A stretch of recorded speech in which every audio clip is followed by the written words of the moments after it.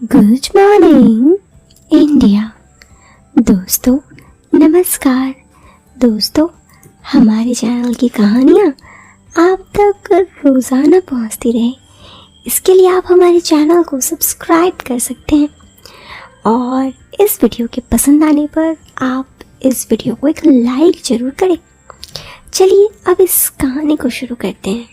ये कहानी मधु शर्मा की है और दोस्तों ये कहानी में मधु कहती है, मेरा नाम मधु है, मैं वर्तमान में 46 साल की हूँ। मैं आपको ये कहानी तब की बताने वाली हूँ जो वो आज से लगभग 27 साल पुरानी है। उस वक्त मैं 19 साल की थी। अभी तो मैं लखनऊ में ही रह रही थी, मगर शादी से पहले एक छोटे से गांव में रहा करती थी। दोस्तों आपको ये कहानी पसंद आए इसके लिए आप ईयरफोन का उपयोग ज़रूर करें और साथ ही इस वीडियो को पसंद आने पर एक लाइक कर दें। तो सुनिए, ज़िंदगी में कोई भी इंसान अपने लाइफ की हर पहली चीज़ को कभी नहीं भुला सकता, चाहे कुछ भी हो। वैसे ही मेरा भी हाल है, चाह कर भी मैं अपने ज़िंदगी के पहले प्यार को नहीं भुला सकती। जब मैं 22 साल की थी तब मेरी शादी हुई, मगर उससे पहले मेरा एक रिश्ता था, शायद वो सबसे खास था। शादी के बाद लखनऊ में अपने ससुराल आ गई। आज आप मेरी ज़िंदगी के उस हिस्से के चलिए जब मैं गांव में रहा करती थी। शादी से पहले मेरे घर पर माता पिता, बड़े भाई भाभी और मैं रहा करते। मेरे पिता और भाई दोनों खेती का काम करते। गांव में हम लोग काफ़ी संपन्न लोग में से थे। मेरे भाई ज़्यादा पढ़े लिखे नहीं थे, मगर मेरी पढ़ाई में रुचि थी, जिसे देख घर के लोग मुझे आगे पढ़ाना चाहते थे। गांव में मेरी कुछ सहेलियां भी थी जिनकी पढ़ाई जारी थी। हमारे गांव में केवल 10वीं तक की शिक्षा के लिए एक स्कूल था। आगे की पढ़ाई के लिए हमें दूसरे गांव जाना पड़ता था जो 5 किलोमीटर की दूरी में था। जब मैं 10वीं में थी तब से मैं अच्छी दिखती थी। खैर, गांव से जब मैं निकलती तो चाहे कोई भी उम्र का इंसान हो मुझे ज़रूर देखता। सभी की निगाहें मुझ पे होती। मैं भी उस समय तक सब जानने समझने लगी थी कि लोग ऐसा क्या देखते। खैर, इन सब की जानकारी मुझे थी। घर पर मेरे कमरे के बगल में भाई भाभी रहते, उनके कमरे से अक्सर आवाज़ें भी सुनाई देती। मेरी और भाभी के बीच हंसी मजाक चलते रहता। उनके द्वारा भी मुझे काफ़ी कुछ सीखने और जानने को मिला। इसके अलावा मेरी कुछ सहेलियां थीं जो मुझे बहुत सारी बात बताती। उनके द्वारा मुझे सब पता था। रात में कभी कभी मैं अपनी सहेलियों से भी बात किया करती। मैं दिखने में सुंदर हूँ, गोरी भी हूँ। गांव के कई लड़के मेरे दीवाने थे, मगर मुझे कोई पसंद नहीं आता। गांव में जो मुझे अच्छा लगता उसकी शादी हो चुकी थी। उसकी शादी हो जाने के बाद वो मुझे तिरछी नज़रों से देखा करता। उस वक्त मेरे अंदर भी कुछ होता। मुझे उम्र में वो मुझसे थोड़ा बड़ा था, मगर मन ही मन वो मुझे काफ़ी पसंद था। एक बार की बात है, वो होली का दिन था। हम सभी सहेलियां होली खेलने के बाद नदी के पास गए थे। हम लोग थोड़ी बहुत भांग भी पिए थे। नदी में नहाने के बाद मेरी सहेलियां घर चली गई, मगर मैं और एक अन्य सहेली ने कुछ और देर तक नदी में रुकने का मन बनाया। नहाने फ्रेश होने के बाद हम वहीं किनारे रेत पर ही बैठे थे और ऐसे ही इधर उधर की बातें कर रहे थे। वैसे ही हम दोनों की आंख लग गई। कुछ समय बाद अचानक से मेरी आंखें खुली तो मैंने देखा मेरे सामने किशोर था। वो मुझे देख रहा था। मैंने जल्दी से अपनी दोस्त को उठाया और हम दोनों वापस घर की तरफ चल दिए।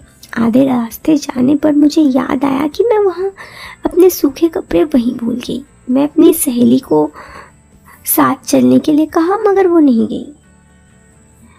पता नहीं क्यों मैं अकेली वापस नदी की ओर आई और किशोर वहीं था। मुझे दूर से ही देखकर वो नदी के पास से बाहर निकला। मैं तिरछी नज़र से उसे देख रही थी। मैं चुपचाप अपने कपड़े लिए और जाने लगी। तभी किशोर का आवाज़ आया, अरे कोई हमारे साथ भी थोड़ा देर वक्त बिता ले। मैं अपनी गर्दन पीछे की तरफ घुमाई तो वो मुस्कुराते हुए वहाँ से भाग आई।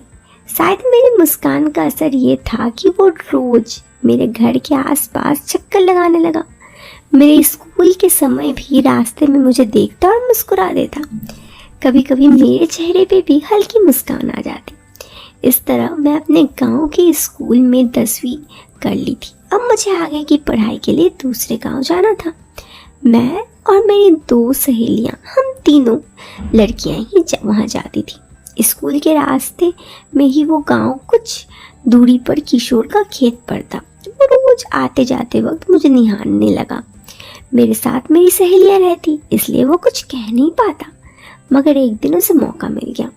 मेरी दोनों सहेलियां उस दिन स्कूल नहीं आई। मैं अकेले स्कूल जा रही थी। हम लोग पैदल ही स्कूल जाते।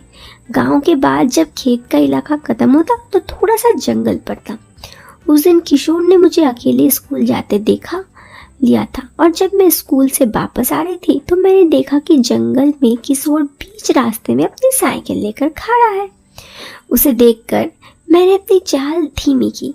मैंने पीछे पलटकर देखा, वो दूर दूर तक कोई नहीं था।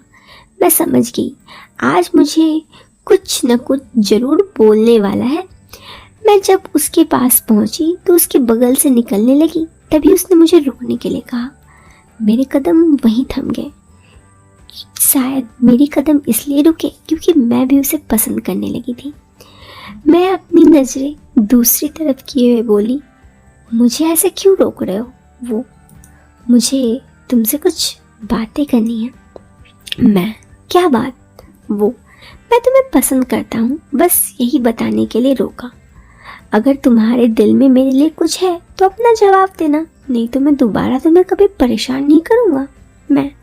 मगर तुम शादीशुदा हो, मुझसे उम्र में भी काफ़ी बड़े हो। किसी को पता चला तो पूरे गांव में बदनामी होगी।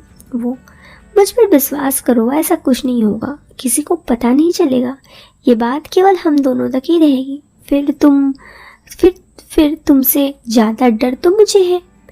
मेरे पहले ही बीवी है। मैं उसकी तरफ मुस्कुरा कर देखी तो वो बोला, कल नदी के पास मिलना, तब मैं अपना जवाब बताऊंगी। बस इतना कहकर मैं वहाँ से दौड़ती हुई आगे आ गई। सारी रात बस मैं करवटें ले रही थी, उसकी बातें सोच रही थी, क्या सही क्या गलत। मगर शायद मैं बहक रही थी और मैंने इसे हाँ करने का फैसला किया। अगले दिन स्कूल की छुट्टी थी और मैं घर पर थी। घर से काम से फुर्सत होने के बाद करीब 3 बजे मैं नदी की तरफ चली गई। मेरे मन में कई सारे सवाल और डर थे। मुझे देखते ही किशोर मेरे पास आया और बोला, बताओ क्या सोचा तुमने? मैंने, सोचना क्या है, तुम भी मुझे पसंद करते हो, मगर ये बात कभी किसी को पता नहीं चलनी चाहिए। वो कभी नहीं चलेगी, मैं किसी को नहीं बताऊंगा। इतने में हमें किसी की आहट सुनाई दी। किशोर ने कहा, चलो उधर पीछे कोई आ है, क्योंकि किसी की आवाज़ सुनाई दे रही थी। दोस्तों आगे क्या होता है, ये कहानी बहुत ही इंटरेस्टिंग है, तो नेक्स्ट पार्ट के लिए इंतज़ार कीजिए। फिलहाल के लिए दीजिए मुझे इजाज़त। मैं मिलती हूँ आपसे फिर एक नए वीडियो में। इस वीडियो को एक लाइक और चैनल पे पहली बार आए हैं तो सब्सक्राइब करें। टिल देन बाय बाय दोस्तों, टेक केयर, बाय।